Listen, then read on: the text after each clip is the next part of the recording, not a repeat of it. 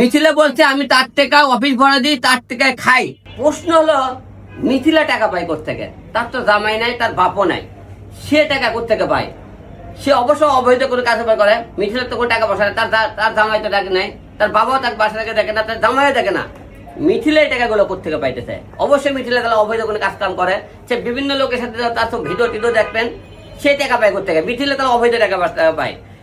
এই যে মনে করেন সেদিকে রিয়ামণি এত জাঁকজমক করে অনুষ্ঠান করলো, সে বলে মিথিলা রিয়ামণি তো কি করে, সে তো বাইরে ডান্স করে। আমি আপনাদের সবাইকে বলছিলাম সে এত টাকা পাইলো কই? সেদিনকে অনুষ্ঠান করলো সে মিডিয়া মেয়েদের রিয়ামণি কিন্তু মেয়েদের হেলে দে পাঁচটা তো আমারে দেন মেয়ে দিন কাছের লোকটা এই দেন বাকি দিলাম। ঠিক আছে। হ্যাঁ আচ্ছা রিয়ামণির ব্যাপারটা বলে দেবো। আচ্ছা, রিয়ামণির বিষয়টা বলতেছি। রিয়ামণি কিন্তু কোনো মিডিয়াতে কাজ করে না এবং তার কোনো ব্যক্তিগত কোনো বিজনেস নাই।